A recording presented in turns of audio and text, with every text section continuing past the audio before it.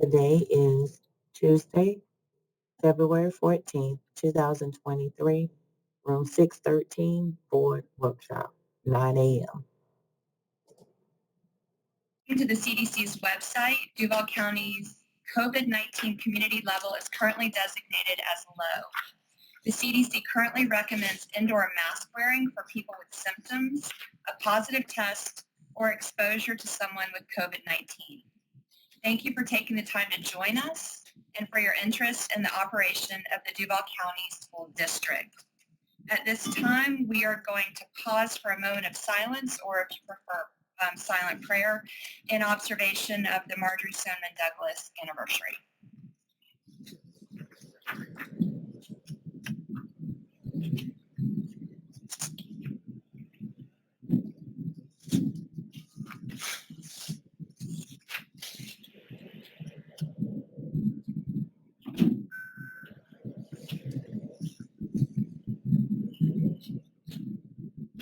Thank you. We have 4 topics for discussion today: school media collection, school choice update, school safety and security / grand jury update, and then governance. And something that's a little different with our schedule today, since the school security safety grand jury update presentation is going to be media collection coming in through Sniffin and Spellman will be joining us remotely. We have a time certain of that for 11:30. So wherever we are in our conversation, we'll break at 11:30 to accommodate that, our guest, and that presentation, and then we'll pick up where we are. So let's start with school media collection. Good morning. I'm going to ask Ms. Paula Renfro, Chief of Academics, to come forward. Hi, good morning. So we're going to talk about a few things today. Kind of a timeline of where our journey is from last July 1, when we had quite a bit of new legislation that came our way, to where we are currently. Also talk a little bit about the context of where our teachers are, media specialists, and our schools are, and then our procedures and our next steps, what we're doing moving forward. So that's kind of the context of our conversation today that I wanted to talk about. So let's start with a timeline. So we had 3 pieces of legislation that include a number of statutes. House Bill 1467, Instructional Materials, House Bill 7, Individual Freedom, and then House Bill 1557. And it was really important to take some time to not only obviously just review it, but consider what are implications, what are procedures, what are policies that need to change or be revised or updated. And that became effective July 1. I think that's not a surprise to any of us, because we've been working through this for quite some time, since last spring. In July as well, the school board had approved procedures for developing the library media collection. We actually already had those procedures. It's one great thing about Duval is we're quite innovative, and we look ahead and very goal-oriented. That's very evident in our strategic plan. Very thoughtful process that takes place here in our district. We also align policy language to ensure that we were in alignment with our new state statutes. In July, we had a principals meeting, our Welcome Back Principals meeting. They always say it's their favorite one. I'm saying that. Yeah, it's a joke, because the Welcome Back Principals meeting is always, what do you have to do? What's required? What's new policy? All those things in it. I was a principal 17 years, and I went through that. We called it week, the endurement of first meeting. But it's very important. And we had a conversation and a presentation with principals to go over these new pieces of legislation, but also also, what does that mean? Because we had to have a conversation about our school libraries. We talked about that a lot. And how those House bills and the statutes associated with those House bills affect the process of reviewing libraries, classroom libraries, and school libraries, because school libraries are now in a searchable form, right? They always have been. We just link them. We've always had our school library circulation collection in a searchable form. We just did it by school, so everyone can see it by school. But we also had to have some conversations. We knew that the state was not prepared to give us direction on how to make those selection decisions, because that wasn't released until January 1st. But we were still responsible for interpreting these pieces of legislation and how they affect our schools and our classroom libraries. So we talked about going through and doing a first run review. When we say preliminary review, that's the very first thing. They go to their classrooms, media specialists went to their library to ensure that books were appropriate to their developmental level.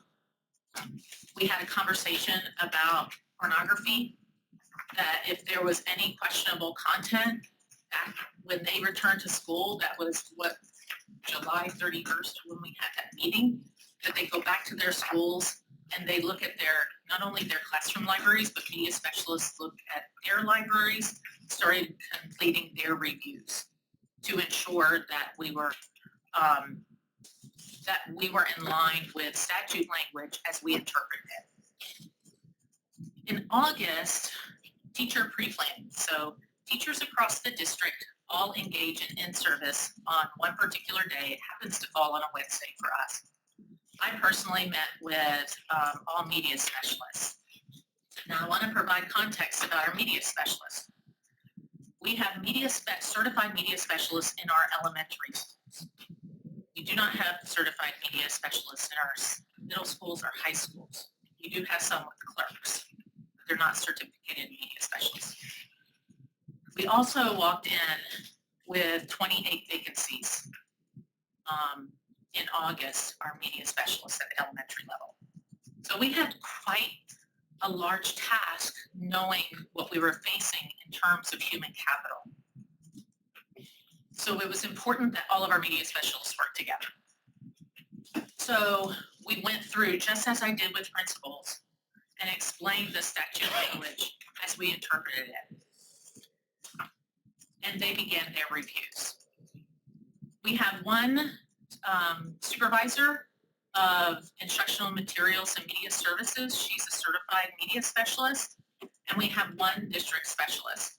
So those two individuals started going through our initially 28 schools. We currently have 22 vacancies of 22 of our schools that do not have a certified media specialist.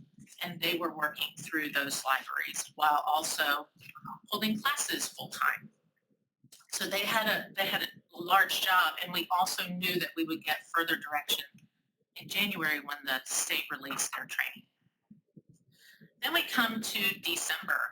So December, through a memo from the Florida Department of Education, alerting districts of the passage of Rule 6A 7.013. So this rule adds that in addition to school libraries at the elementary level, that classroom libraries would be on a searchable site. So every classroom library. Unfortunately for us, I think it's worth mentioning, there was a period of time in December, and I'll speak for Dr. Green, she can also, of course, chime in, where a couple of listservs spelled her name incorrectly. So we actually didn't get this memo and a couple of others in December. We learned about it in the state training that was, I watched it, the state training from the Florida Department of Education January 1st. So we knew we had to come together, get caught up to speed. And it was interesting. Typically, every week, the Florida Department of Education sends a weekly update, kind of like schools send out their newsletters. Usually you would see things like this. It may have been a busy month, that whatever, but it came in a memo to superintendents, not in a weekly update. So that's okay because we know about it and we received the training. So we knew that we need to create a plan in place to add classroom libraries. And how would we do that in an efficient way? I'm going to talk about that towards the end of the presentation. And then in January we had our monthly principals meeting. By that point, I was getting a lot of phone calls, all of us were, a lot of phone calls, a lot of emails, text messages of folks that had taken part in the media specialist training. And it's not a long training. It's 50, I've memorized it now because I've had to say it so much. It's only about 52 minutes. But they were very anxious about books. So I came into the meeting knowing that we had some very anxious people in the room. And my goal was not to make anyone feel more anxious, but to feel more knowledgeable about this legislation now that we had training from the state. And that was really our goal. Our goal was not to come in and say, we are going to reduce libraries. I think it's very important that we use this opportunity so that we can share our narrative around this topic. Because it is unfortunate, but it does happen that there are media reports that honestly, they aren't accurate. We talked about and I'll talk about it in a couple of slides, the state training. Talked about what that means for schools. Talked about the vetting process. And at that time, we were going to I was working with IT over the winter break and through January at a way to very efficiently take inventory and review books. While we were having that conversation, principals were still had a number of questions. They remained to feel anxious. And we had to stop and just have a conversation. What does that look like in our media centers? They're gonna be, one, they had been working on reviewing books, but seeing the state training, they were scared to death. And that is not, I don't think that was the purpose of the state. I don't think in trying to educate that was anybody's purpose. So I just want to take a second to talk about books. One, it's because we care about our teachers, we care about this transition. We have media specialists that have never been a classroom teacher. And now they are going to be the sole individual that will tell a teacher what can or cannot be in their classroom in terms of books. We also know that teachers get a lot of donated books. And it's such a blessing to get those books. But sometimes those books may be too complex or content that's too mature for the particular grade level. That takes me to our books. There have been things written in the media that said we banned 174 books. We haven't. That we are holding books like Henry Aaron before she was, period. For the record, these books that we were quote unquote holding, they were never books that we didn't want to have in our classrooms. I came to you in 2020 when we were going through the ELA adoption to say we want every student to see themselves in literature and that every student's needs would be met when we went through the adoption. That means ELL, ESC, and the representation of our children. This was a book that was called out, Because She Was Harriet. Because She's Harriet was one of my very favorite books. As a teacher, as a principal, the publisher wanted this in an independent reading classroom for kindergarten. You know what? I think it's awesome. But when you read the book, and there's nothing wrong with this book, it's a Coretta Scott King award-winning book. It's complex in the dialogue, and in a kindergarten class, if I were just purchasing this book, I would purchase it for second grade class. And why? Because they're going to be more apt to understand this. I would hate for a book this beautiful to sit on a shelf because someone doesn't understand it. And when we talk about an independent reading book, we're talking about a classroom library book is a book that is supposed to be just put on a shelf with no instruction tied to it. It's enjoyment. I would hate for a book as beautiful as this to get lost. So that was one of the reasons why this was one of the 26 books that we quote unquote held. We didn't just hold them. We wanted to be very thoughtful and put them in books where they can be celebrated and loved and cherished, just like I did in my classroom libraries.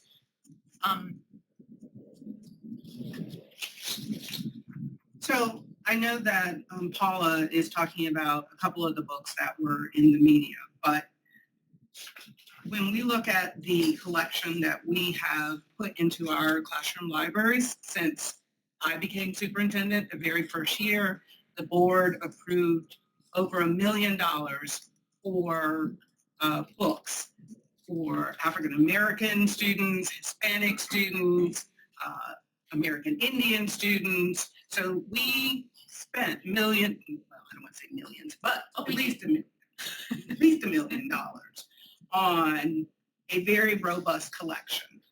And this book, I Am Jackie Robinson.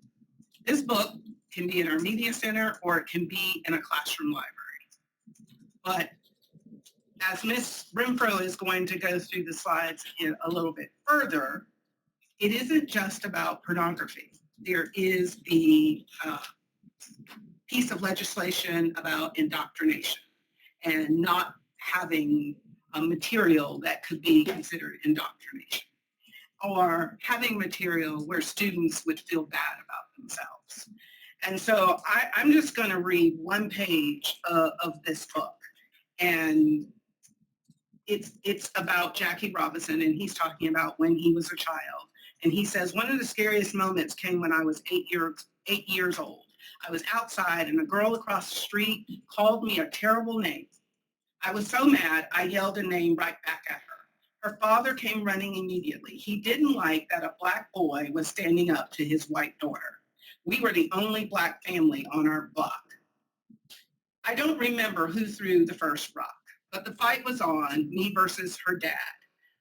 I had a good arm, but no one wins in a rock fight. Eventually, the girl's mother came out and broke it up. Like I said, the world can be a scary place, but even as a kid, there was one thing that always made me happy. So he continues on to talk about baseball, but a couple of pages later, there is a picture of children in a pool, and it says, "For us, by whites only, whites only." And so it's talking about racism. This is slated to be in a second grade classroom library. And we are asking our media specialists to make the decision whether this book should stay or not. And that is not a decision that can be taken lightly, because if it's in the classroom library and a student, second grader, picks it up, they have an opportunity for instruction to happen with this book, because they have questions. And so it could lead a teacher to having a conversation that could lead to questions, someone saying, I didn't feel comfortable about what was being said, but this book should be in our media centers, and this book should be available for children. But now you have to decide, well, what grade level?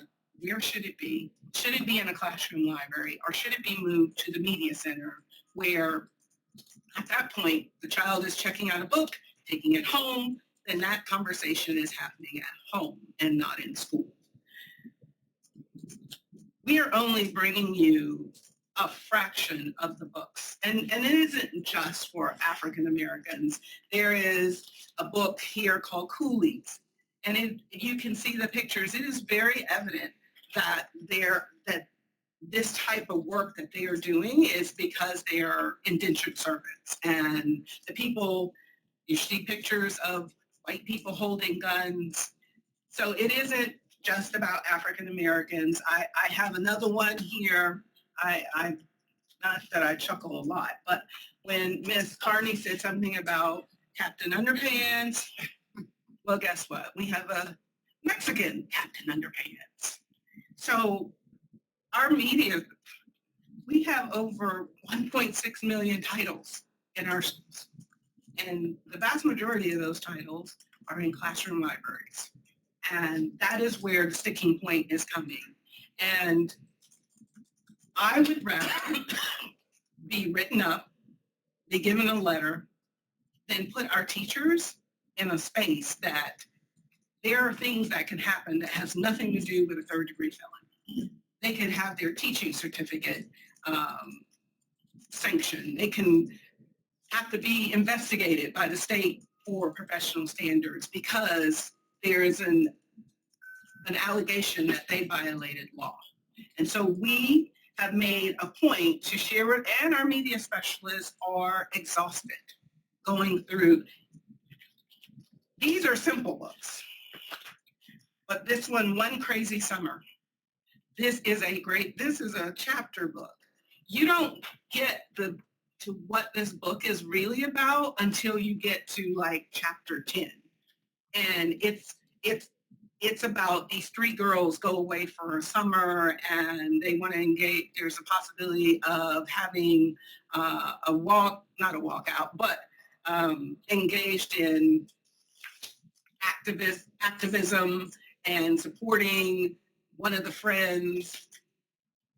The time that it takes to go through this to make sure, okay, this is currently like a 5th grade book, could be in a teacher's classroom library. I'm not allowed to make the decision where this goes because I'm not a certified media specialist, but a certified media specialist may believe, well, I think we need to move this to middle school. But they have to justify their decisions about what they are doing. And so that is why it was so important that, hey, you can review it, but be cautious about your libraries because one, we didn't have the system in place yet to scan the barcodes that are on generally the back of books to make so that this could be a searchable website for families. And two, we only have about 78 media specialists and 157 schools to go through all of this material. And our district group, it's 2 people to come back and review this. The book about Rosa Parks, it was a kindergarten classroom library book, but it has pictures of the Ku Klux Klan. Yes, we want that book, but you have to make it. I don't believe that a kindergartner could independently pick that up and understand the complexity of what's in that book. And therefore, we have to work with our media specialists that this is under review. But here's how we are different than some of the 66 other school districts. One, percentage-wise, we have the highest African-American population in the state. And so many of our books are reflective of our demographics, our students. And those books require a much more intensive review than to just say, that's good. I mean, flip through some pages. Because in reality, Captain Underpants should take like 5 minutes to say, that's good. But this one would take more than 5 minutes because there are other themes in this book based on a Mexican heritage and culture to make the decision, should this be in a classroom library or should this be in the media center? I'm sorry. No, I think it's important But that you, it was important to know why you hear these oh, no, they're being, because we have thousands of these books. Rosa Parks, we probably have 15 different versions of Rosa Parks books in our media center. Hank Aaron, we probably have 5 different versions of Hank Aaron, but all of them have to be reviewed with the same level of thoughtfulness and intensity to ensure, one, we're not putting our employees in a position that somehow something could be stated that they're not following statute. And two, that we ensure that all children have access to high quality literature and access to books that reflect them, that they can see possibilities for all children, no matter their ethnicity. And that is why I think Duval is different than most of the other school districts. yeah, those books, even Cooley's, as she brought, it has an inspirational, and they're wonderful books. We just want them to be in the right place that children can appreciate them and understand them. So given that context, you can imagine at the principals meeting, those were the conversations that were taking place. And so at that time, that's when we decided, okay, we're going to come up with a plan. Dr. Green was so gracious. She nominated me to create the video to be one voice. Oh my word! I was like, what? To talk about, once we have the process in place, that this is what's going to happen in the process. And then I was working with IT to develop the most efficient system to inventory, review, and notify teachers of process of books. And so it was during that very quick window of time, and it just so happened that during that week, we had early dismissal. So that was the opportunity to have faculty meetings. They have that once a month faculty meeting. So that's what we utilized. And it was through that period of time that we found we could develop a wonderful review process, but it would take a few weeks. So I messaged to principals that take this time. It's going to take 3 weeks to get the scanning system that we're going to talk about. Take this time to start reviewing,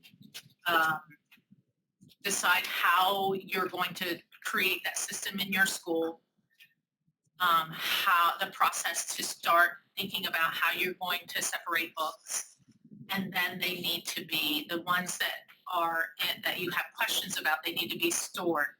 I did say covered because I didn't want people to feel they had to have boxes. And we had some schools. I went to a classroom and it says under construction, see you soon. And then we had others that had caution tape. I mean, people took it to different varying degrees. And then schools did too. We have schools with some teacher vacancies or brand new teachers, and the principals wanted to create that process much sooner than later. So we had some that were reducing libraries by that Wednesday, and we have some that are still going through that process of how they're so it's been at various degrees. But I wanted to provide that in the beginning just to kind of see why we are where we are and the decisions that we make. Turn this off, Tracy.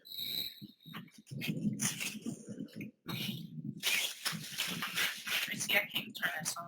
There we go. So now I want to talk about some context. So we've been hearing in the news, like you've heard, third-degree felony. Why is everyone making a big deal of third-degree felony? It's always been there. Well, it has always been there. Just in the training, it was further emphasized.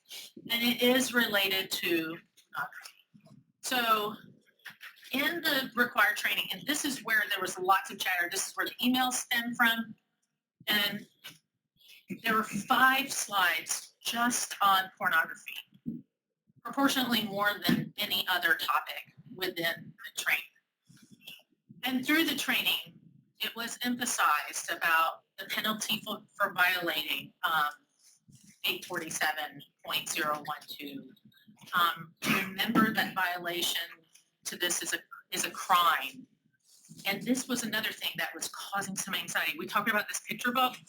So in the legislation or part of the training, we often use like Common Sense, Goodreads, like we use various review sites when we're looking at books and what they have in them when we're making purchases, our novel studies.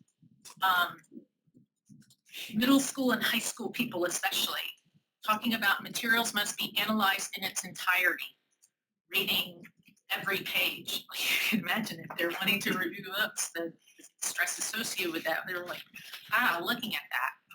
And then erring on the side of caution. That was mentioned a few times. I think the battery is dying. Then they talked about student needs and appropriate for age and grade level. Absolutely. We always think about what is developmentally appropriate, what's their readability, can they comprehend the information that they're going to read, what's the maturity level of the content. And there were 2 pieces especially that I spent a lot of time with media specialists and teachers and principals, and that is where it says the accurate portrayal of the state's broad racial, ethnic, socioeconomic, and cultural diversity without bias or indoctrination. Indoctrination has been a scary word. That's just a fact. People trying to understand what that means. And I think especially for teachers, at times I don't have another word, but they felt kind of attacked. Why are you saying that I'm trying to indoctrinate children? I think all of us in this room can thank a teacher for who we are today. Like they're on the top of any monument they should be, right? And then once again, hearing err on the side of caution. So I only mentioned that to provide some context around some of the anxiety that people are feeling. And that just kind of led into being nervous about making those selections independently. It was very loud and clear at the principals meeting that they wanted help with reviewing books. That was very clear. And when there's been some interpretations that when we talk about indoctrination, when we talk about gender identity, that is tied to instruction. However, it also is tied to instructional materials, but library materials and reading lists as well. So it's important that, yes, it may say instruction, but from the Florida Department of Education, it's clearly also identified as a consideration when we're looking at library materials and reading lists. Okay, so this is where we talked about the plan. I think we can all say that we know that reviewing books is very important. We've given our media specialists release time so that they can take the state training, so that they can make those very thoughtful decisions. And we have a very robust, we're a Microsoft Teams district. We're one of the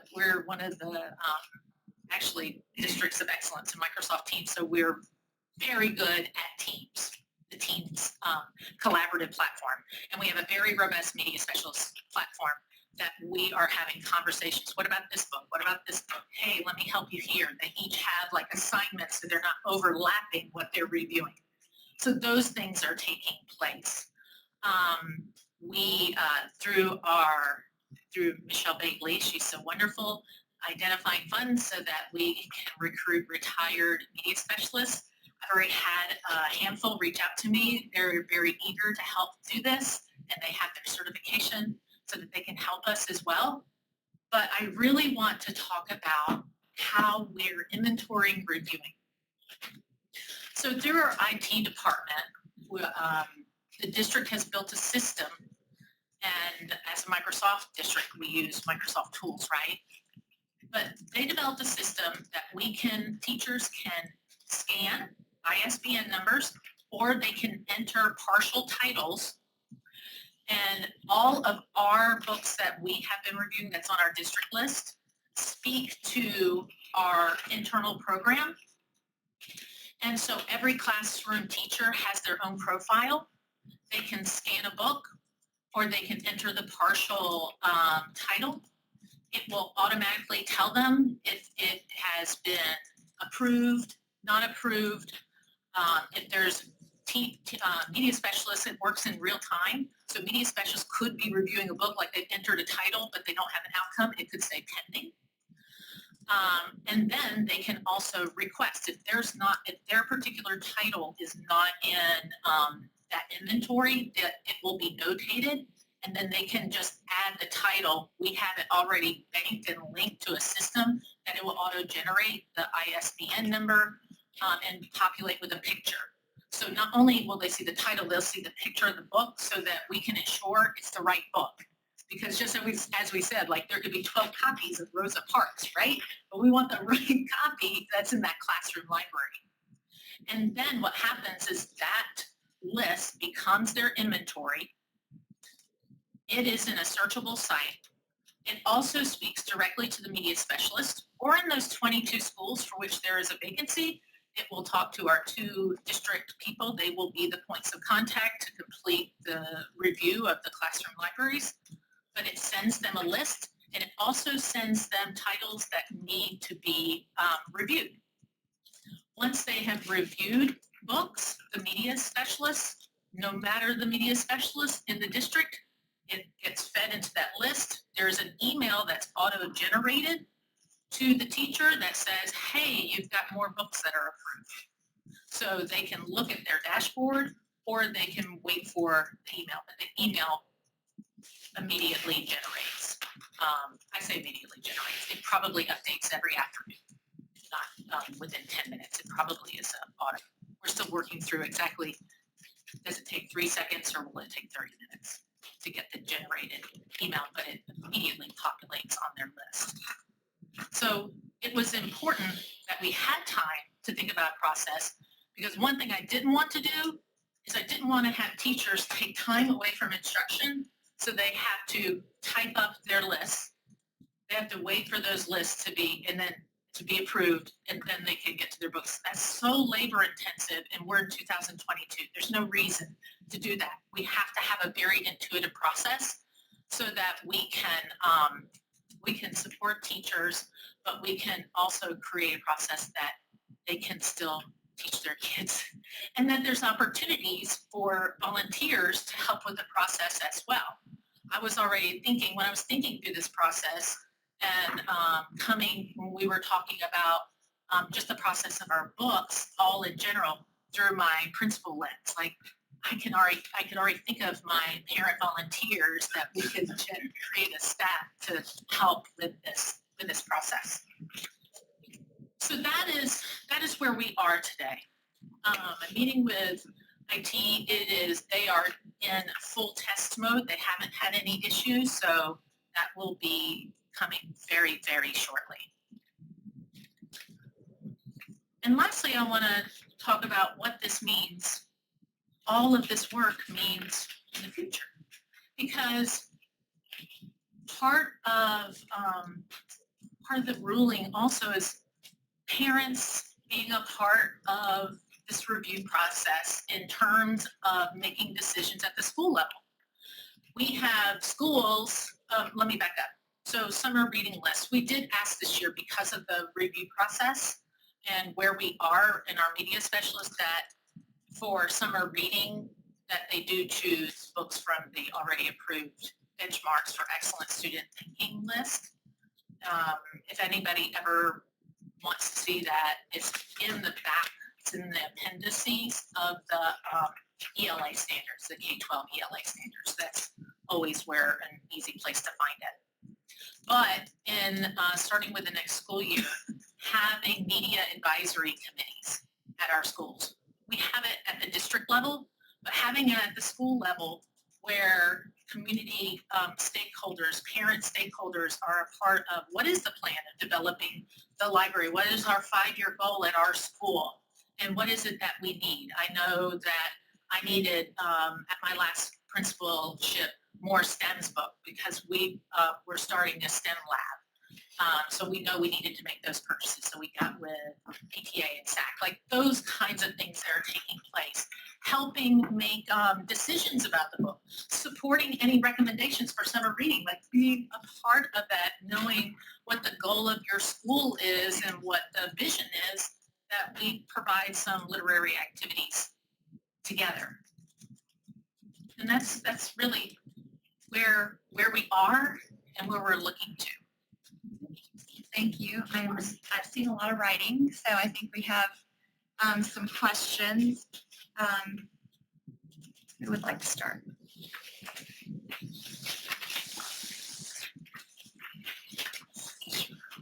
Maybe it was such a great presentation that you did everyone's question. Okay, I doubt that. Okay. I can start us off. Okay. Board Member Willie. Through the chair. Just a question around, so the media specialist, thank you so much for the presentation.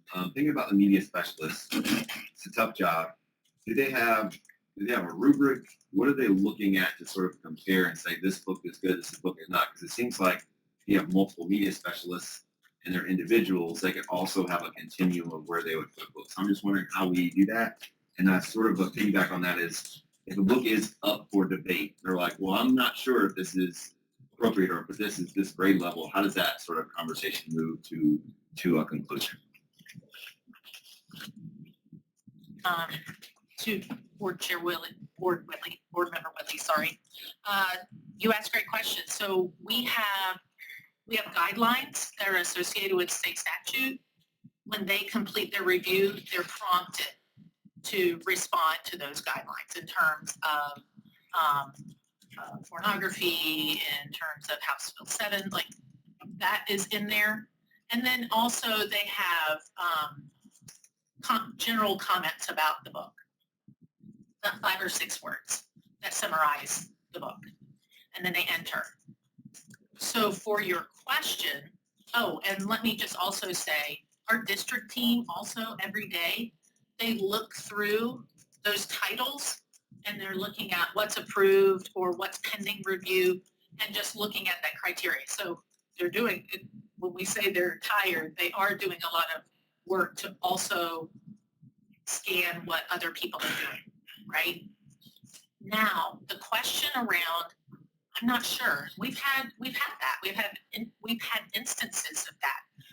So they have reached out to our supervisor and me in email, but they've also really taken advantage, and that this is one thing that we've asked them to do.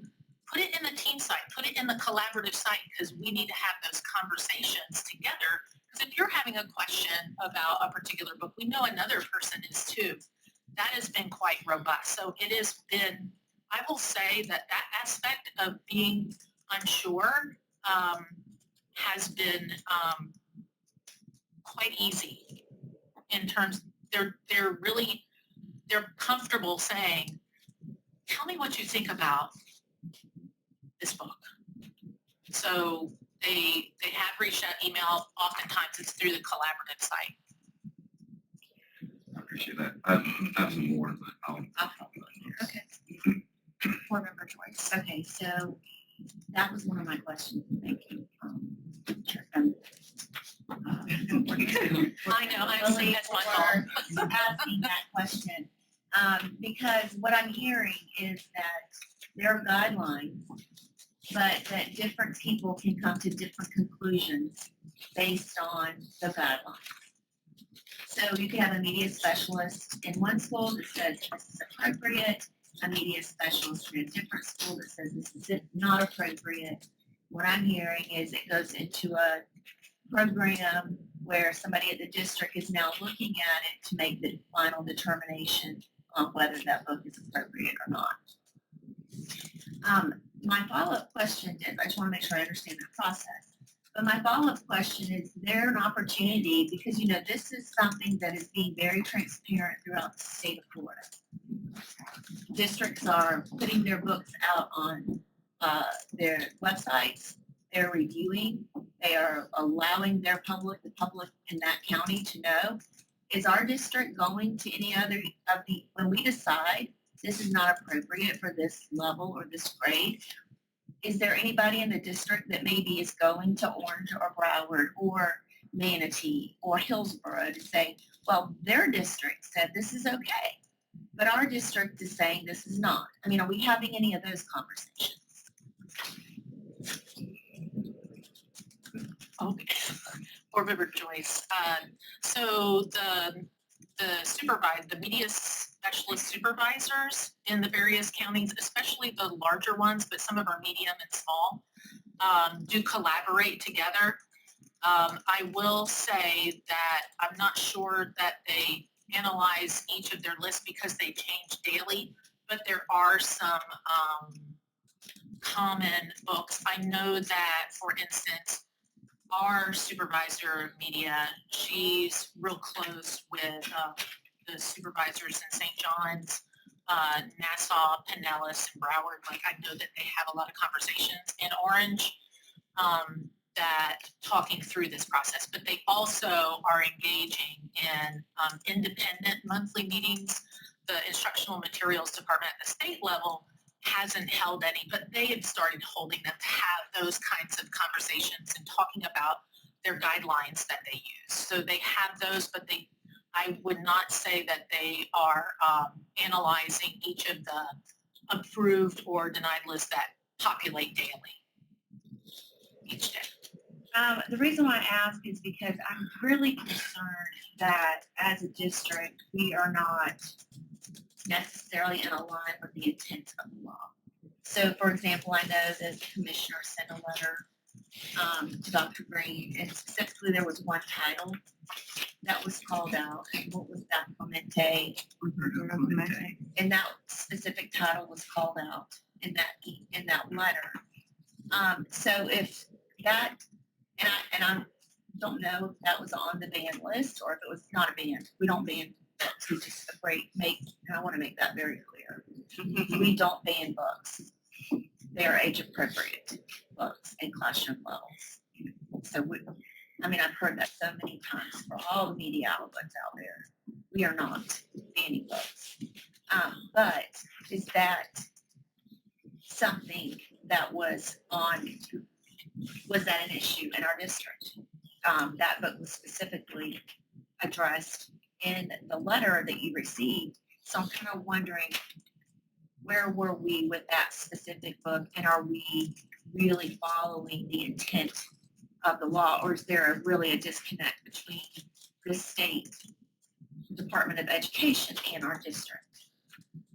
Through the chair to Board Member Joyce, I don't know that I would say disconnect, but just like I went through this book, I Am Jackie Robinson, there are similar themes in the Roberto Clemente that need to be thoughtful that, yes, we want to keep this book, but it might not be in the right place. And the difference between this book and the Roberto Clemente was that book came in the Essential Voices collection. The Essential Voices collection came during the, I know, I'm not even going to say because I don't remember when those books came to us. But when those books arrived, someone opened the box, found that there were titles that we did not order. The company substituted these titles. We had concern and pulled all of the Essential Voices books back. So we're talking tens of thousands of books because they were for every single elementary. We first had to figure out what are the substitute titles, why did they give us these substitute titles? We made a decision that we're sending all substitute titles back. It doesn't matter whether we would have accepted them or not accepted them, because it was too laborious to try to figure out going through every single one. Then we had to argue back and forth with the company because they didn't want to take them back. And we said, yes, you will take them back. This is not what we ordered, and you need to fulfill the order that we put in. So once we were able to get that all clarified, we went through all the titles and still found books that, based on whether it is pornography or indoctrination, what is the third one? Gender identity. Those are the books that we put to the side and said, we need to get the ones that we already know. These are not going to be, these books would not need to go through a review. So all of those books got sent out to elementary schools, which left somewhere around 40. I don't know how many were left for full review. Oh, yeah, 27. 27. Of reading every single one of those books. Some of those were short books, some were chapter books, but reading every single one. Those books then went through a second review because, again, we might have thought, yes, we need to keep these books, but based on what they're saying is the grade level, we don't think that's an appropriate grade level. And again, making sure everyone's on the same page, and that in the end, it still has to be a certified media specialist who makes the final decision. Even if I'm saying, well, I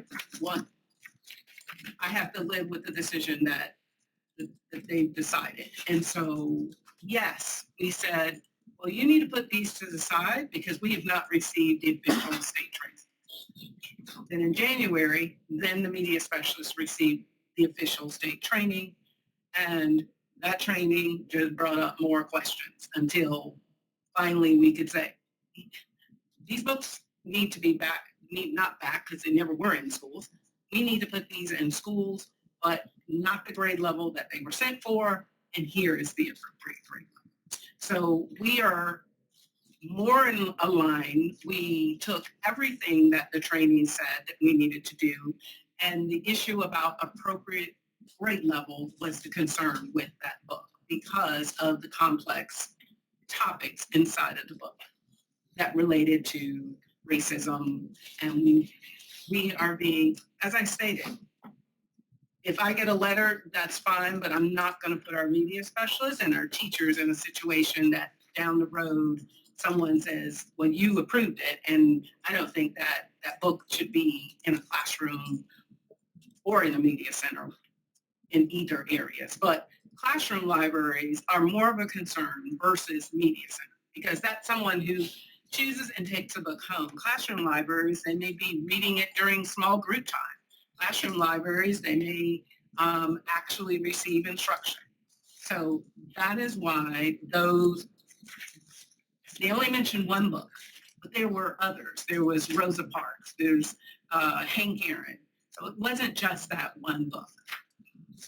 So were those books in question from the Essential Voices Yes. collection? So the books that we are, all the books in question are from that specific collection. From the, only from what is being in that email. Those were all from the Essential, but some of the, not all of these are from the Essential Voices. So the Roberto Clemente book was From the Essential. reported as being banned, and it was not banned. That is correct. It was, We were just holding it so that it could go through a thorough review after they had the training from the Department of Education. okay, I would like, because at the end of the day, you know, who gets the phone calls? We get the phone calls because we are banning books and get the hate email from being banned. I would like to see the training, the video myself. I feel like there is still a lot of discrepancy about what is okay and what's not okay. To clarify, you want to see the training that our staff saw from the state? Or, Absolutely. okay, so you're I've asking, seen the training video that Ms. Renfro published. And the only thing that I would say that concerned me, well, not the only thing, but what concerned me was, as a teacher, and if I look at this video, I think that if there, of these three elements that we've described, and I can't go back, one's pornography, the other two were not, that of those three, that I could be charged with a felony for any of those. And that's just not, that's not a fact. And so, I mean, I reached out to our attorney, Mr. Poole, and said, I think there are teachers in our district, based on what I'm hearing, that believe that if they are going to let their child in their classroom read this Jackie Robinson book, that for some reason they think that they can go to jail for that, that is a felony. So can, Mr. Poole, can you clarify that when we talk about this law in that regard, in that regard, what specifically, when did the law come into place, and specifically what can a teacher actually be charged with a felony for? Is it for the Jackie Robinson book? And through the vice chair to board member Joyce, to answer your question, this statute, House Bill 1467 amended a statute. The statute itself and the reference to pornography, for those who look it up, what it does is actually reference another statutory number, 827, I think it is. That's the pornography statute. So that provision in the statute was in effect from 2017 to now. So the part that says you basically can't show pornography to kids. So that is not new, and that carries a criminal penalty. That's the only reference, and it's not a direct reference in this statute, but it's by inference, by reference to the other statute. That's the only thing that carries a criminal penalty. And the 1467, the other part of the question is when that went into effect July 1 of last year. How many more questions do you have, or can we pause and We can let some others? Okay, good. Marty. Through the chair, I have, my questions are more about continuity and how we're releasing approved lists to teachers and to parents so they can see what's been approved. As the other board members have stated, it's a subjective situation because each media specialist within each school is making their own decisions. I believe it's 16 questions they have to answer. That's part of the state guidelines. And so my question is kind of a two-parter. One, when we have a discrepancy, say there's one media specialist, since we're using Jackie Robinson, that says, okay, this is fine for first grade, second grade, and then we have another media specialist from a different school that has a discrepancy, and then that goes to the district staff to be determined. How long does that process take for that to happen once it reaches the district level is my first question. And then my second question is, are we working on one large master list for the entire district, or are these lists staying in between each individual school? So I'm just concerned about, one parent talking to another parent from, say, Mandarin Oaks versus Neptune Beach Elementary saying, well, that's not on our list, or this one's on our list. And so I just want to make sure that we're having some continuity throughout the district so that we're not having a lot more questions from teachers and parents as to what's being approved and not approved. I will answer the first part, and then anything that needs to be clarified further, I'll let this time really answer. So they are required to have a searchable classroom library by school. So every school doesn't have to have the same books in their classroom library. But what we had to develop is that it could be searchable district-wide. So 5 schools might have I Am Jackie Robinson. But in the future, Neptune Beach might, oh, well, we went and bought and now we have it. they can easily search, well, that book has been approved because 5 other schools have it. So we can add it to our list. When a book is in sort of debating that, and this one's a perfect example, that this one says second grade. One media specialist might say, okay, I agree, this should be second grade. Another media specialist might say, no, I think it should be 4th grade. It does come to the district. And that's why Mr. Renfro talked about the teams, because they have to write information. Why, I don't want to say justify it, but they have to at least document why you think it should be this grade. And yeah, then someone at the district who's a sort of a team looks at it and says, well, no, this needs to be 3rd grade. Might not meet anyone. That's where the timeline of how quickly that happens, I would have to turn that over to Ms. Renfro. Thank you. So through the vice chair to board member Carney, we review that daily. So I'll give you an example. Kevin Hankey's Kittens or something, that cute little book. And I will also say the media specialists go through, because when I get on and we have one district list. So we have everyone contributes to one district list, so you're not stepping on each other, reviewing the same book. So that's worked really well. So when they're looking at the list, that Kittens with Mittens or whatever that title is, Leah said, wait a minute, that's marked because we mark yes, no, and then our rationale, the grade level, and then, why.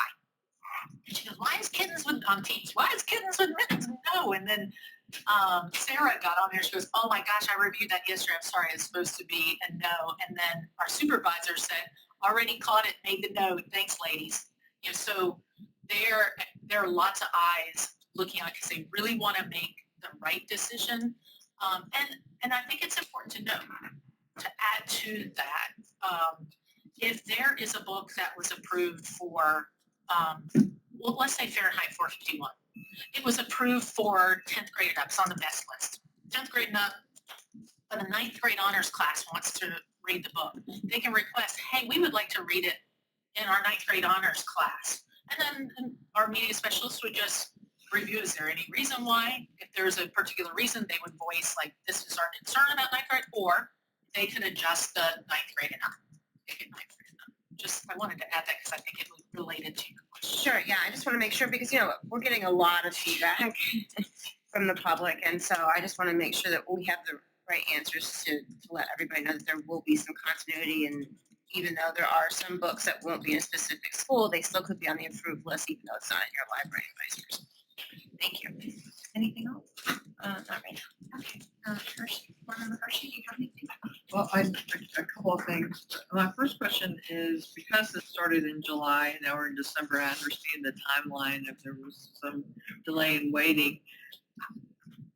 I have not observed that many other districts have run into the same speed bumps that we have. So I'm just kind of wondering why we've hit some of those speed bumps. I'm not hearing some of the same noise out of the other large 7 districts. And my other question is I get that this is a huge and heavy lift, and I do appreciate the effort to be thorough and to make sure we make the right decision, because I understand kind of the gravity of it.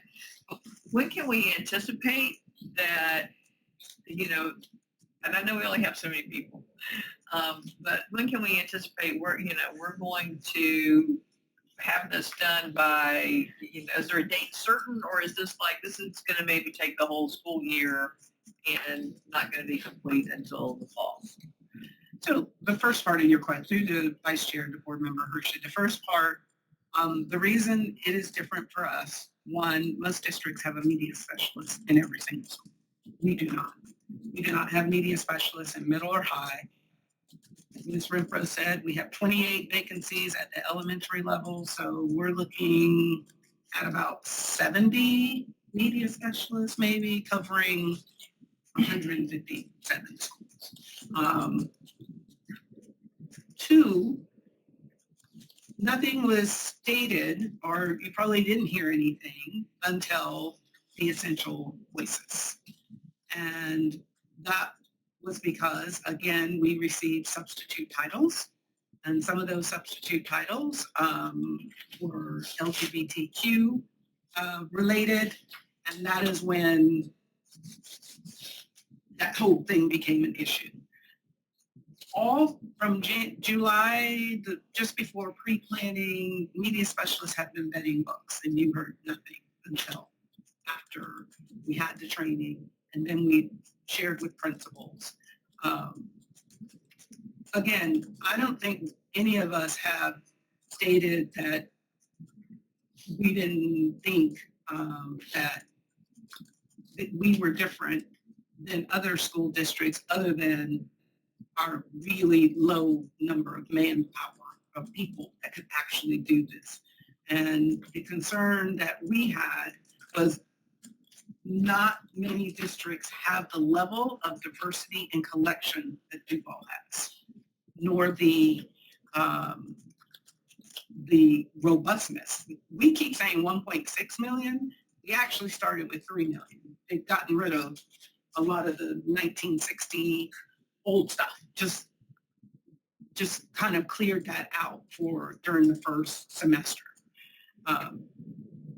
We have just invested in the last 4 years in books, because our curriculum didn't have books tied to it. You know, we had Duval Reads. It was a workbook.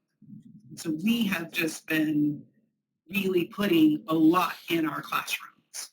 So I think if we want to state what was the real sticking point for Duval, is that we took the media training, we took the slides, and we took it to heart that if it's about pornography, yes, it is related to a third-degree felony.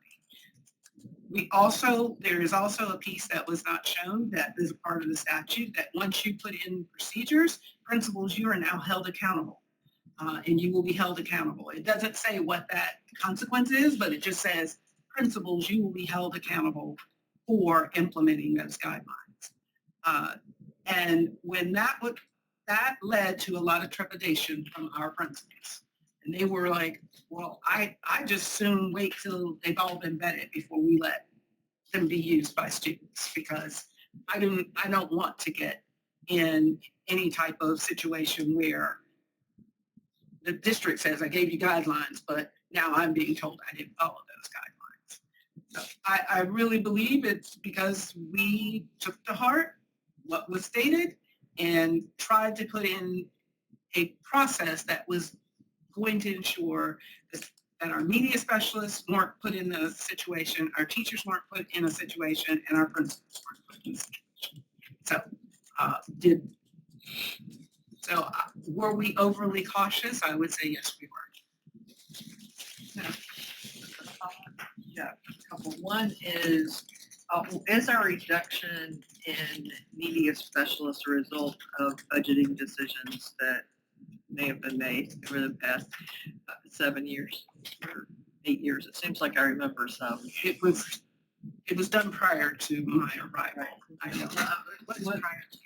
Wasn't that 2016? Wasn't that due to? I'm just trying to remember if that was, because if it was it seems like it was financial, because I remember those tough budget conversations. So the flip side of that is going forward, knowing that we have the statute, is that a goal for us to expand media specialists at middle school and high school? And I know we were doing a great job recruiting teachers and vacancies, and that's another thing to add to the list, but is that something that we would look at? Because this is a heavy list, and then it's got to be maintained as well if it's ongoing. Is that something to look at for the budget coming up? Bring the vice chair to board member Hershey.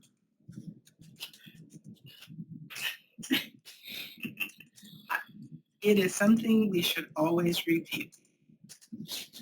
That's one quote.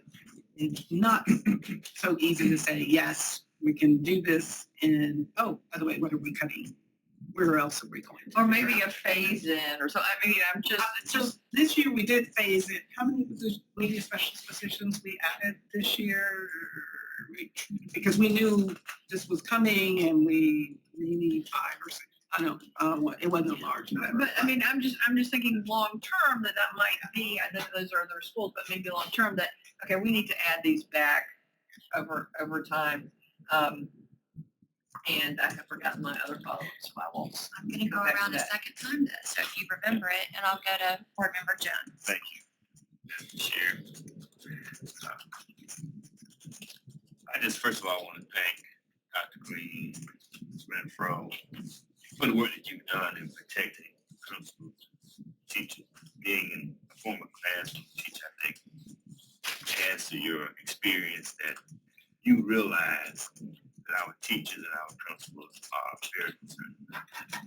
And it's something that's very frustrating because I've had the calls. And when we talk about the essential voices, one of the questions I had was, why are they banning Jackie Robinson and Roberta Clemente? And it seems like the minorities are the books that they're attacking. It's not all the books, just those. And those are kind of questions I had. Then the question about book fairs. Can we still have book fairs? And what books are the books that are presented at a book fair? Are they subject to being screened also? Because if I'm buying a book to take home for my child to read, does that book have to be screened by this process? Through the vice chair to Board Member Jones, book fairs are not a part, but we do encourage principals. They should look at the books because they will send substitute titles. And once they're there, but you should at least go through your books that you're having book fairs. But book fairs do not fall under the same guidelines as media centers and classroom libraries. And the charter schools are not subject to this type of scrutiny. Through the vice chair to Board Member Jones, we were told that they don't, but somebody seems to believe now they do. But that's not the information that I have that they're required to do this. And the fear, I have a friend, Rodney Hurst, was invited to a school to speak on his experience doing exam Saturday. And he had done this for year after year. And this year, the principal felt like that they didn't feel comfortable with him speaking on Black exam on Saturday at the school. And this was at a middle school. And I thought that was something that was historic, that was appropriate for that particular grade level. And I was just disappointed that the principal made that decision, understanding why they made the decision, because they're concerned. They don't want to get sued. They don't want to be investigated. So they were uncomfortable with it. And so he, therefore, did not speak. And that's part of our local history. But thank you again, Dr. Green and Renfro, for what you're doing, protecting our teachers. I'd like to just. I was gonna go around and start with, just go around the horn again. Okay. I think we can be here all day talking about this. I think it's wild to me that you can put a law in place, not have a bunch of clarity, and expect people to not be scared or trying to figure out or make the best decision. And we're here on purpose. Like, this happened all through the summer. We were talking about not wanting to talking about LGBTQ in the classroom. We didn't want to talk about systemic racism in the classroom. So where it does is it evolves into policy. The policy becomes unclear. And then you have a system, a district and superintendent and principals who have to implement it, but it's gray. And then we're wondering, like, well, why did it roll out this way and not that way? Because it's unclear.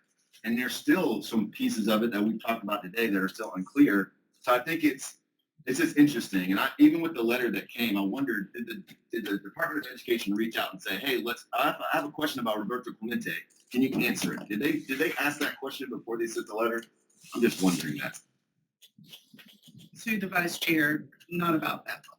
So we have books, and Roberta Clemente is that book cleared? Is it now a book that we students? The vice chair, yes, it is now. So it's a very simple question and answer that we can have, but we're not having it because people want to use media and other things to sort of create this narrative that book is now cleared. We talk about banning versus reviewing. They've said you need to review books. That's what they said in the policy. You need to review books. So as we review books, people are saying you banned it. No, the state said we have to review books. So we're doing a review. That's what we're doing. We're birth implementing other books, which a whole nother conversation, and that's where we are. So I think it's really unfortunate that's where we are. Question, that was a statement, question. Where are we now? Because I think the public is like, you banned all these books. Where are we actually now in the review process with our books? I think we kind of alluded to it. Where are we now in this process so the public knows we're not banning books, we're reviewing them based on these policies that have been sort of pushed down. And the other question is, we kind of missed this whole boat. We started with LGBTQ students and families being sort of identified in books. Where is that going to show up? Are those families going to see themselves in books? Are kids who have the same parents, same-sex parents in their homes going to see themselves in a book? And when can that happen based on our policy now? Is it third grade? Is it fifth grade? Is it 10th grade? I'm just wondering where that might happen. To the vice chair, to board member Willie. In grades K through 3, it is against statute to have conversation or instruction related to gender identity. So it really would be after 3rd grade. Do we have books that are under review that have LGBTQ characters in those books? Yes, we do. We have My Two Dads, we have My Two Moms, we have Grandpa, and Poppy. When those books arrived, most of our books come with recommended grade levels. Those are recommended at between K and 1. Those books, we cannot put those books in classroom library. However, it does not have pornography. It does not have anything about indoctrination. I have personally read My Two Dads. There is nothing inappropriate in that book, but it had to be reviewed to not be in a classroom library for the grade level because we believed that that would violate that particular statute. So that book is going to be in our media center. It's probably going to be, those 3 books are probably going to, yes, be in our schools, but they can't be in grades kindergarten, 1st, 2nd, or 3rd. Is there anything you want to add?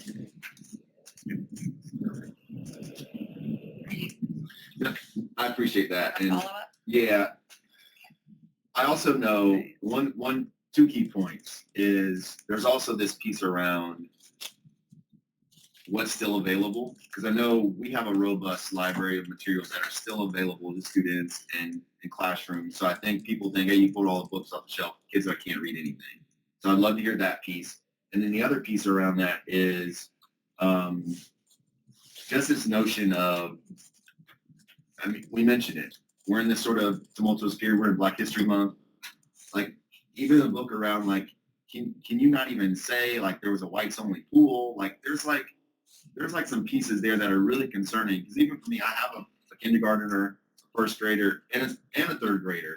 And they know about this stuff already because they're curious. They ask questions about it. So I just wonder, like, when it's almost indoctrination to not have some of these pieces, because now you have these books and you don't talk about these books. So it's almost a hypocritical statement to say indoctrination when you say that, in my opinion. So, but my big question is, what materials are currently available, even though we're still reviewing? Because I want the public to also know that we have a rich text environment in our system. What is available and it's already there.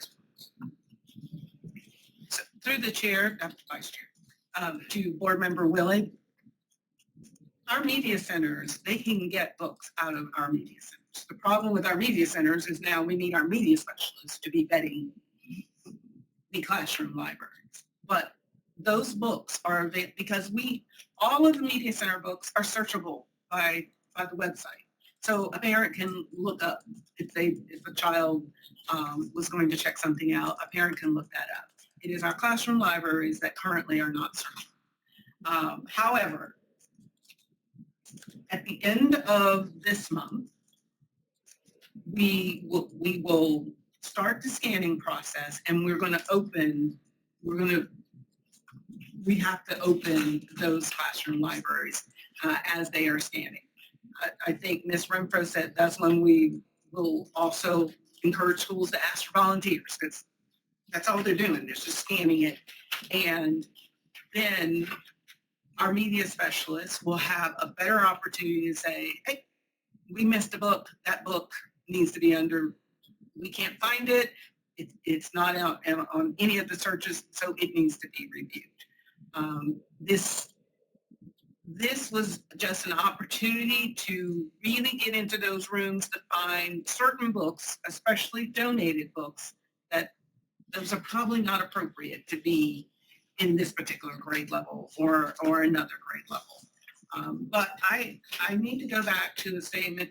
There are books that we will say, no, these cannot be in our media center and they cannot be in our classrooms, because based on the criteria, it violates statute. So I don't want anyone to think that there will be no books that we will say they will not be able to be in our media center or classroom libraries. Is that good? Okay, board member Joyce.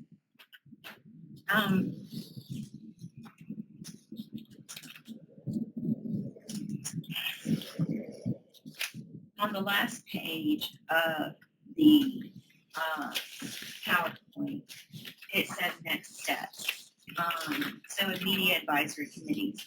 And Ms. Renfro sort of touched on the point that these lists were going to be presented to our SAC, our PTA, and our PTOs for prior to publishing.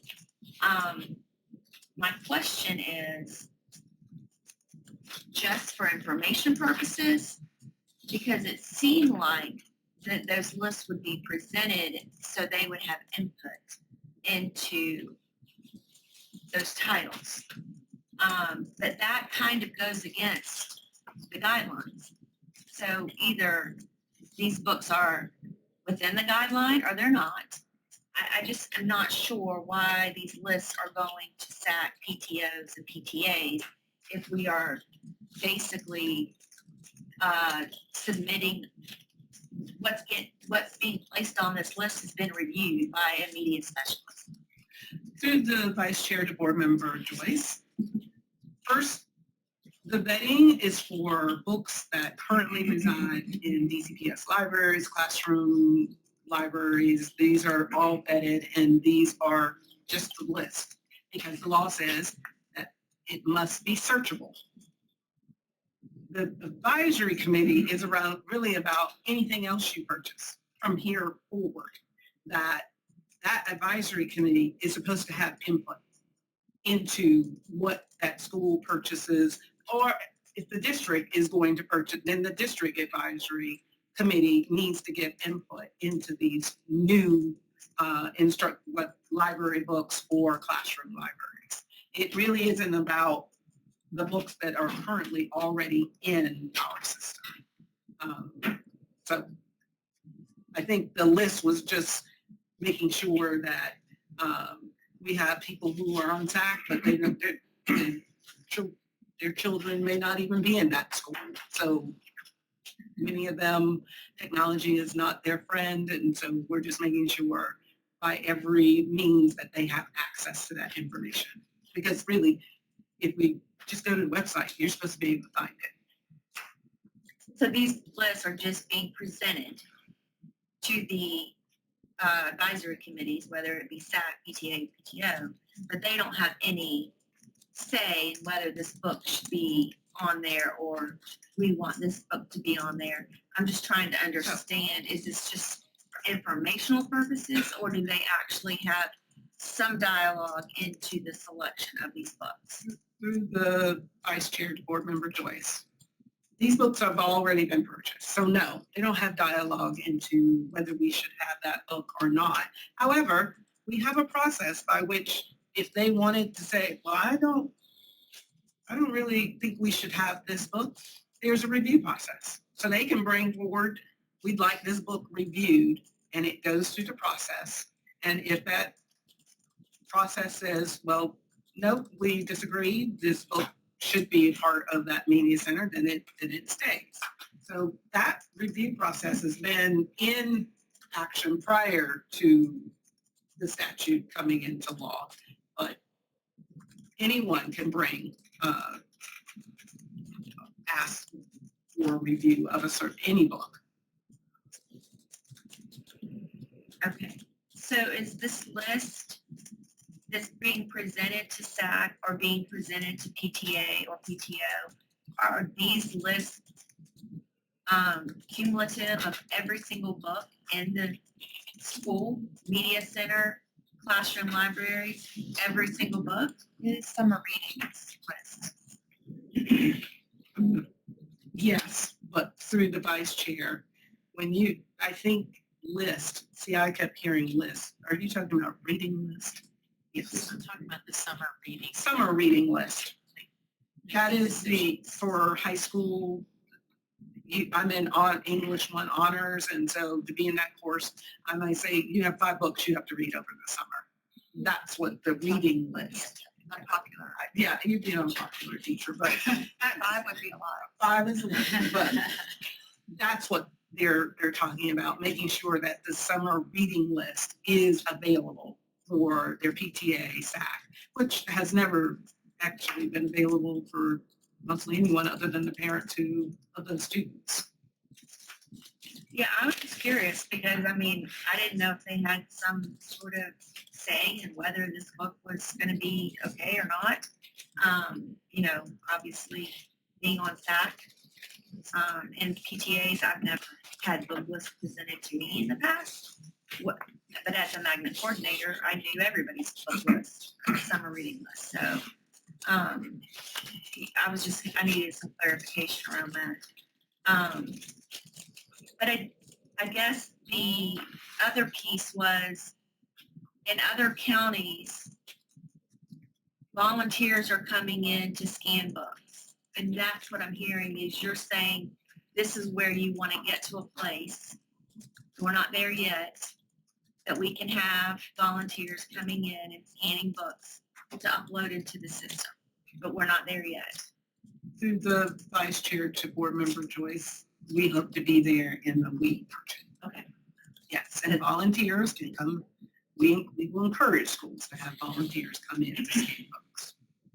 And then one of the other questions I had around this whole ordeal that we're going through with these books is that there were teachers, as Ms. Renfro said, that had put bulletin board paper over their bookshelves. We even seen some teachers had volunteers come in, pack up every single one of their classroom libraries. I was told that some principals said, you need to take these home, take these books out of the classroom, take these books out of the school until they were vetted. And I'm just wondering, is that something that came as a directive from the principal on their own initiative, or was that something that was a directive from the district? And what was the intent? Through the vice chair to board member Joyce, we've sent you all every email that we sent out to principals explaining what they needed to do. But if they decided, well, I'm just going to be extra cautious, then they made that decision on their own.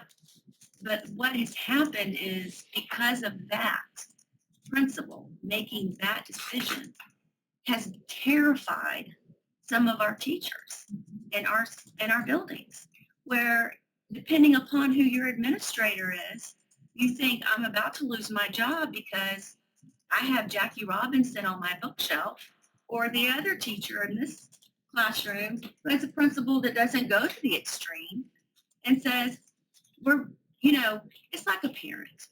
When you're a parent and something is changing in your world of your child, what matters is how you present that issue to your child. You can scare your child to death, or you can comfort them through a process that something is changing. And it has been my perception, based on teachers at different schools, that the parenting, the administrator, the principal has caused this friction and this fear in their schools. And I just want to make sure that that was the initiative of the principal and not necessarily the initiative of the district. I don't recall reading anything in the emails that you have presented to me that would suggest that it came from your office, but I just want there to be some So through the vice chair to board member Joyce, we also sent you the video. There was nothing mentioned in that video that said you should pack up your books and take them home. And Ms. Renfro clarified that, yes, we did say, so that they wouldn't pack them up in boxes. But we've had conversations with certain administrators who were maybe a tad overzealous and said some things. And I know for a fact through Mr. Snyder's office, we've had those difficult conversations. Just wanted to clarify that. We're good? Not necessarily, but if we're going to continue the conversation, we can keep going around. Okay, well, I was thinking 2 rounds should be enough. So are you out of If we questions? only have 2 rounds, I would rather board member Joyce finish what she needs to do Okay. before I Because we Take are my turn. also, I have an alarm set for 11:25 for sniffing and spellman. And it would be nice to start another topic before that, but this is important and we'll play this out as long as we have questions. In fact, while you're looking, if you don't mind, I'll jump in because I have a PSA for volunteers. I'm hoping that we have based on the number of emails that we have received on this topic, I am hoping that we have a lot of people who are concerned and may have time and be willing to help volunteer to get books available faster through their volunteer efforts. So if someone is not currently registered with DCPS as a volunteer, Dr. Green, and looking at a 1 to 2 week timeline, what do members of our school communities and the community at large need to do now to be able to volunteer when we call for volunteers so that they can go into our schools and start helping? Through the vice chair to the vice chair and the board, they need to go to their school and get a volunteer form or go online to look up a volunteer form and complete it and submit it and follow directions that are put online for individuals to be volunteers in our schools. If we could make that link or website available through our social media, if Dr. Pierce agrees, then I think that might help the community with that. And then back to you, Board Member Joyce. So I do have one more question around common selection criteria for instructional materials. The second bullet point in that PowerPoint slide said meetings for this purpose of selecting instructional materials must be open to the public, including parents, and consultation with school community stakeholders, including parents, is required in the purchasing of new library and media materials. So this is listed here. I'm wondering, how is this being met right now through this review process? What's this process? Are we including community stakeholders, parents, in the review of these materials?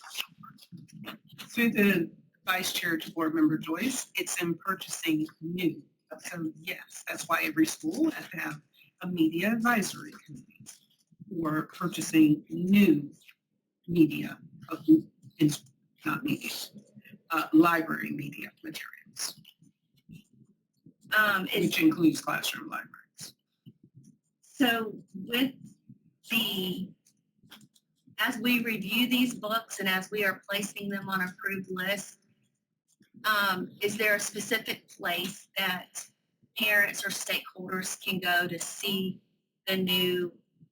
what's being uploaded and what's being approved on a daily basis?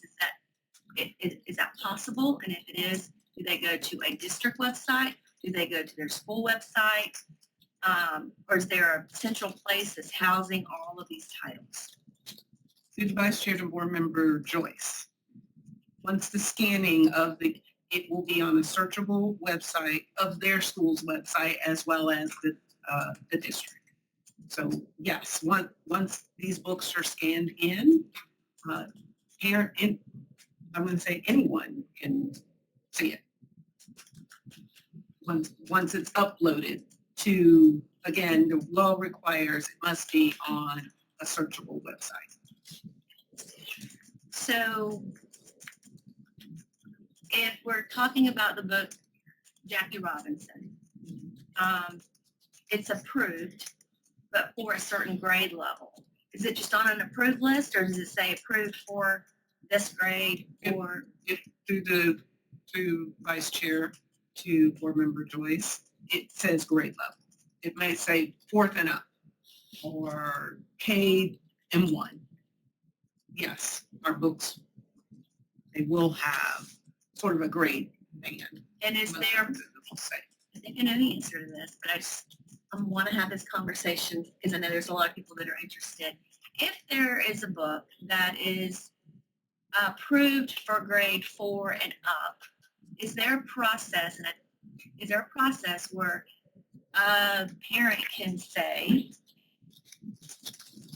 why is it 4 and up? Why can't it be second grade? Is there a process that a parent can go to the district and say, tell me why you've only approved this from 4 and up? And could it be reconsidered for another grade level or a younger grade level? Through the Vice Chair to Board Member Joyce, yes, it can be as long as it meets the criteria. So there could be criteria that, readability might say a lower grade level, but it has these particular themes, therefore it cannot be in grades K through 3, and so it must be 4 and up. And those themes are based on the 52-minute video that Ms. Renfro said that was the training for the school districts. That's the guideline and the statute. But that training video was to support the statute. Through the Vice Chair to Board Member Joyce, the 52-minute video for media specialists gave them the basics of the law.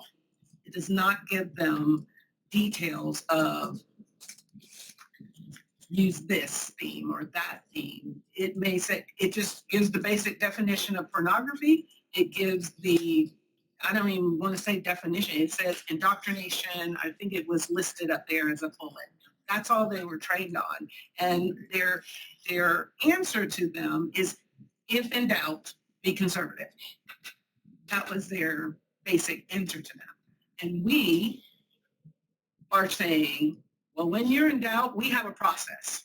You may think that's why it goes all the way down to the district, where another group of eyes are going to look upon it. So just like this book, a media specialist could have said, well, I'm in doubt. I feel uncomfortable and I'm going to say no to this book. Well, no, this book now goes to another level and to support the media specialist and says, no, this book needs to be a yes, but we think it needs to be a different grade level based on the complexity of the themes inside this book. I'm going to say one more thing and then I'll wrap it up. But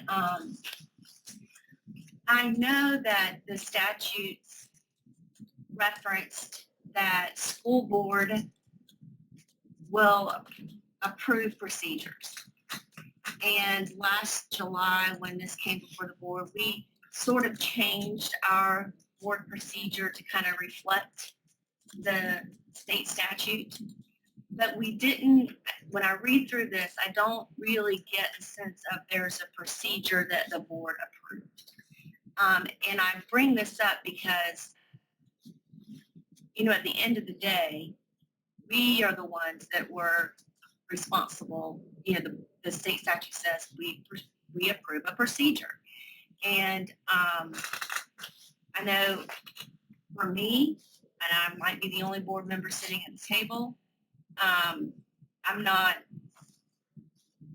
don't think the policy is very clear on what the procedure is. I think that we've had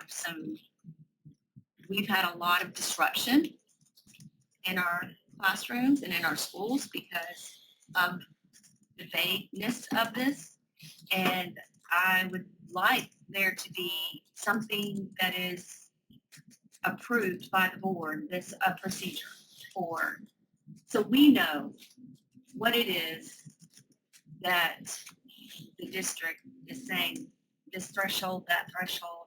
And just, for me, I would be more comfortable in supporting our teachers and supporting our parents and supporting our students if I could look and have something more definitive in the policy. That's my closing argument for all of this, but I would like to review that. Just putting that out on the. Okay, that's received. Board Member Carney, just to piggyback off what Board Member Joyce just said, I'm in agreement with that. I think that we need to have something, especially now that we've moved with the new rule has come out since July with DOD. I think that it would behoove us as a board to revisit policy 4.2. That being said, I'd also like to address what Board Member Willie was talking about in regards to the LGBTQ type books for elementary school. I've read My Two Dads. I think that if you were to take one dad out and put a mom there would be no question whatsoever that that book is appropriate for a kindergartner. I think that DOE has stated that these are extreme standards. Like these are extreme, like what's shown in the statute is, it would have to be an extreme violation to not have a book on the shelves. So just as an example, My Two Dads to me doesn't follow within an extreme part of the statute. There's no sexual activity in that book. There's no pushing gender ideology. It's just the world that we live in now. Most kids have two dads, or they have one mom, or they have two moms, or they have grandparents that are parents. And I think that, I know as a district we do need to err on the side of caution, but the word extreme keeps coming into my mind. And that also segues into my next statement about the principals having taken extreme action. And I think that it probably would be in our best interests as a district to have something put together district-wide to all of our principals that, yes, are we under a new law that's going to hold principals and teachers accountable for having extreme materials in the classroom? Yes. But do we need to go so far above and beyond to the point where a simple book like My Two Dads is not appropriate for a kindergartner and it needs to come off the shelves? Not necessarily. I think that a lot of this has been taken way out of proportion. I believe the media has a lot to do with this as well. But if we as a district can quell the waters district-wide and calm everybody's nerves and make them realize that not everybody is going to jail because they have a book about My Two Dads or Jackie Robinson. I mean, just like the Jackie Robinson book where it has white people only pool, it doesn't then go on to say, you're an oppressor and I'm oppressed. That would be a difference. That's racism. I just think that and I know it's all subjective, But I want to take this time for us to really talk about this because it's important. We need to make sure that we are, yes, following the law, but we also don't need to go overboard and scare everybody to death. And so it's a fine line. It's a fine line, and we're teetering on it. And I think that it's good for us to have these conversations because most of us have a lot of common sense and know what is appropriate and not appropriate. And that's what it comes down to. What's appropriate? What's not appropriate? All of us live in the real world, so do our kids. Unfortunately, due to social media, our kids know a lot more at a younger age than I care to admit, or any of us probably care to admit. But at the end of the day, if it's not falling under the extreme of the statute, I think maybe we need to, have a little grace with some of these books. So that's just my one comment about that. My next question has to do with the scanning system. So through the Vice Chair to Dr. Green and Ms. Renfro, were we using this same scanning system when we did the media centers? How did we review, because I know we did review the media centers first, right? So starting in July, we started the process doing the largest amount of books we have in the district first, correct? So what was the process that we used for the media centers versus now going with the scanning process? Through the vice chair to board member Carney, our media center is already under a searchable website called Destiny. Destiny, right? Okay. Destiny, when we purchase those books are literally scanned at the very beginning before many times they are even put on, well, they're always done before they're put on the media center shelves. But that is a very high level, more robust system. We did not, the cost of trying to buy enough scanners to do was cost prohibitive. So we were looking for a way to use our Microsoft Teams that, one, it could be easily done in classrooms. If I had I'm not sure I would give volunteers to go do Destiny. Volunteers can do this and simply find the barcode and it be simple to then upload, be able to put on a school's individual website, and at the same time us be able to see it like, oh, well, yeah, that book's approved because it's in a library in Baldwin. They have that book and it's been approved. So that's how we got to this point, that Destiny, really, we just could not move that down to the classroom level. Okay. My next question is, so is this a district, I know that Ms. Renfro had said that we're working with IT on this process. So is this an in-house created program that we're using, or is this something that we've outsourced? Because I know that you can download the ISBN app on your phone and scan anything. I mean, even just as a regular Joe, user that wants to be able to have your own personal library, for instance. And a lot of people have like walls of books in their house. They want to keep track of them. So is that something that we've created in-house, or are we outsourcing and using an outside program? This is our Microsoft Teams, Okay. our program, okay, and our IT department being able to integrate that, be able to have it district-wide. Okay. Be able to, when that's ready, are we as a board going to be able to play with it and see how it works? And can that be provided to us so that we can take a look at it? Well, because by law, anybody has to be able to see it. Yeah, So you'll be able to see it. Okay. You'll be able to see it just like Okay. anybody else, Okay. that it's uploaded and that you can see. Just a quick thing, since So, we can do the ISBN app, it might be really good for volunteers if somehow IT could make it so that that app works with Teams to scan books. Just a suggestion. It's a free app. That was our first route, sorry. That was our first route, and we realized it didn't do enough. Like, you could scan it, but then it could create a list, but then it didn't have an interface capability, because we were looking at Book Source. That was the one we were catching. It doesn't have the interface capability, and it doesn't have the automatic, like, approved, not approved. it was more ruder, but that's where we started. Yeah, through the chair, I was just trying to see like this is how we can get volunteers as quickly as possible to scan. Okay, thank you for that. I like that problem solving. Board Member Hershey. I think a lot of good things have been said, and for a bring back, just want to underscore what Board Member Joyce said. I think we need to have a conversation about policy 4.2, and that could be a good bring back for a future policy meeting. And as a former American history teacher, I remember being in second grade when I was a substitute, and there was that book, Follow the Drinking Gourd. And I remember reading that in second grade, and it was hard for some second graders. But I also know, as a history teacher, history is history, and it's there, and we just have to, we have to deal with it, learn from it, and move on. And I certainly, when Dr. Green was reading from the Jackie Robinson book, I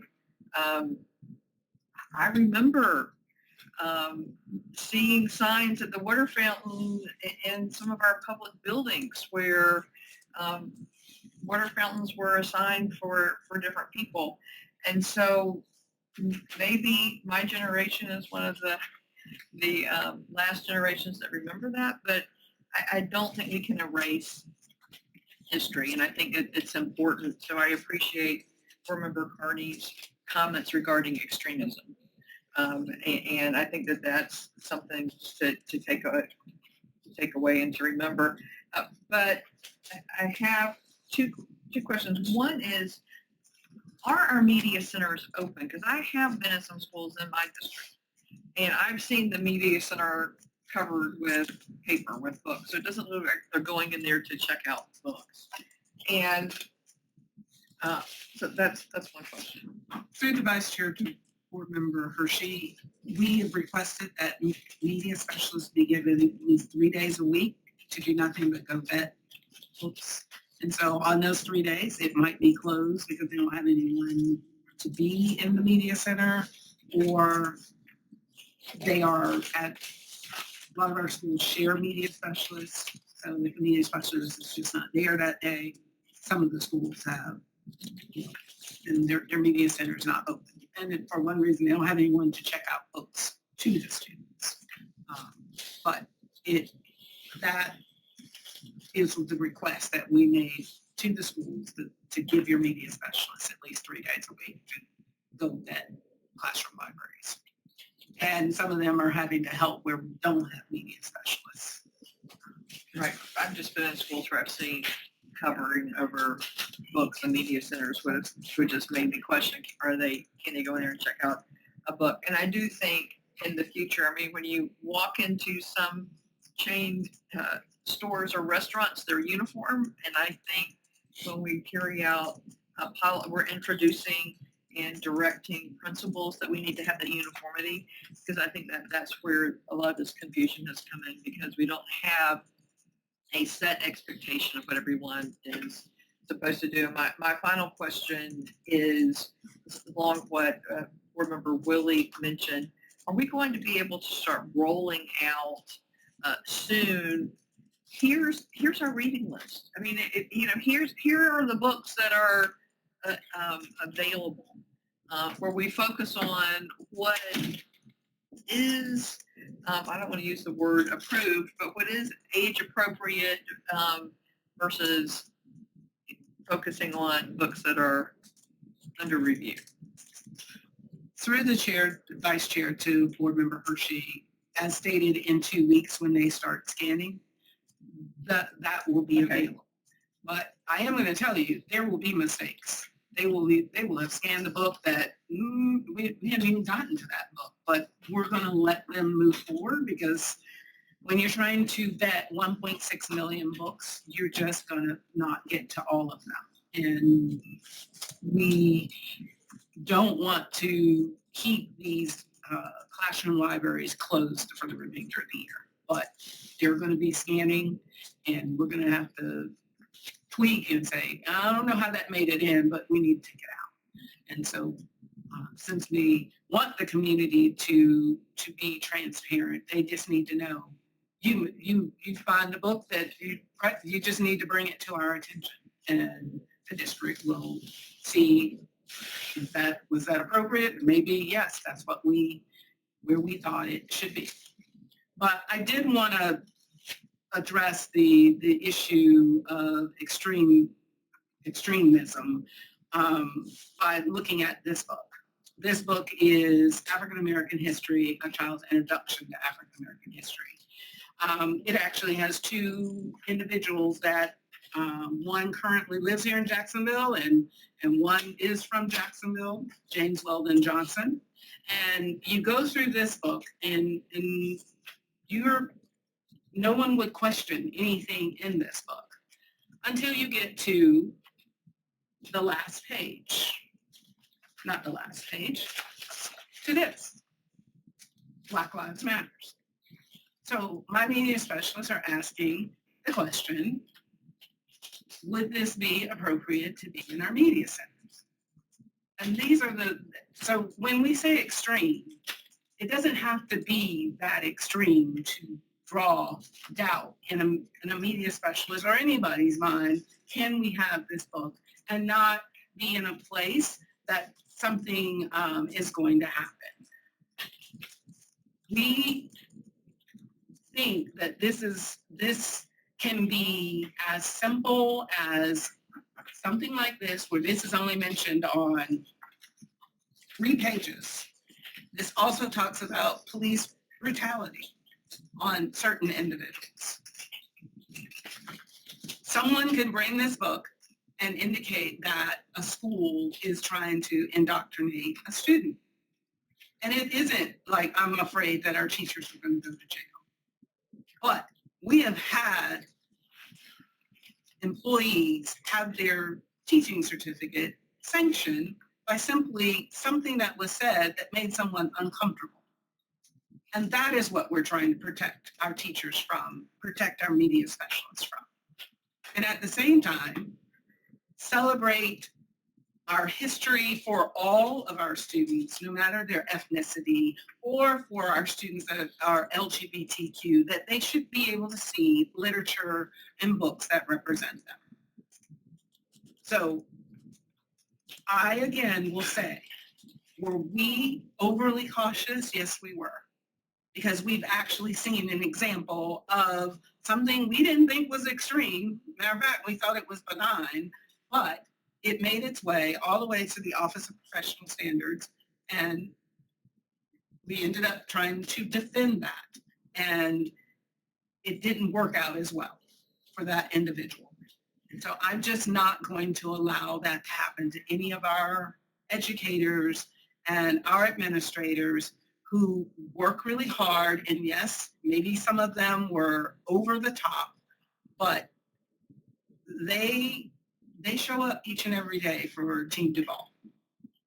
And if the board wants to review how the policy is, that is absolutely fine, because all we're trying to do is make sure that we're following statute and at the same time making sure our children have access. And our district just happens to be the one that is being talked about because, again, I think we are different because of the volume of books that we have that represent such a diverse demographic in our district. And then board member, are you finished? Got a board member Jones for a second round, and then I'll come back to you. Yeah, if you want to go ahead. It's super quick. Through the Vice Chair, Dr. Green. In regards to now parents are allowed to challenge books. And they have been. So if that book was to be challenged by a parent for showing Black Lives Matter, would one of the repercussions be that a teacher would lose the certificate, or do we just pull the book off the shelf and say we're not going to use that book anymore? If it goes through the challenge process and we find out that it's inappropriate. Right. And the district could say, we support this book. That does not prohibit anyone from going over to the Department of Education and saying, I think the district is, and then them reviewing, coming back to say, well, we disagree with your assessment. Okay. So yeah, I just wanted to see if that procedure would maybe alleviate some of the extreme measures as a teacher losing their certificate versus. So I'm just saying, since we've been through an example of that, I just cannot let another employee go through something like that, which I thought was quite benign, but people saw it differently. Yeah, I think, thank you. Not to leave me work. I think fear is the term that's driving a lot of these. People are afraid. And although the district may have, and some principals may have some extreme measures to make sure that they protect employees, there are people in this community who are extremists who will, as pointed out earlier, pick one book and say, well, this is indoctrination. What is that? We really haven't defined what indoctrination is. How do you determine what's indoctrination? I think all of those nuances lead people to make sure that they protect their employees. We have a teacher shortage. I mean, it's my district, Women Willard district, harder than anybody else's, but we have a teacher shortage. We don't need our teachers working in fear and principals worried about their certificates. So I just want to thank them for that. And the last question, Dr. We have gifted students, even though a book may be recommended for a certain grade band. If a gifted student simply wants to access it, what is that process?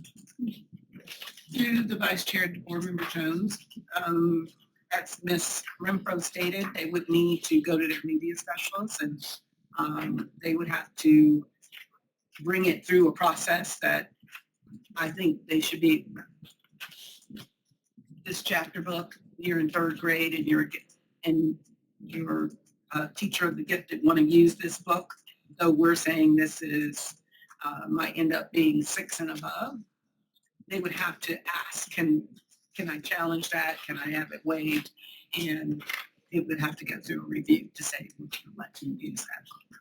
So they couldn't do it, but the process would Yeah. be. They would have to go through a process. Thank you.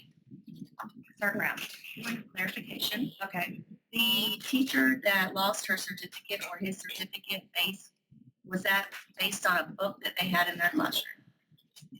Through the chair to board member Joyce, they didn't use theirs. Or was challenged? Was it based It on was just one based- book in their classroom, It was based on 2 sentences in a play, but not a book? not specifically a book, but Okay. that book, those 2 sentences could easily have been in this book. I just wanted to clarify whether it was a book. No, it or wasn't a something book. different. But it was related to the same law of indoctrination. Well, thank you. That was a robust and I will say orderly conversation on this topic.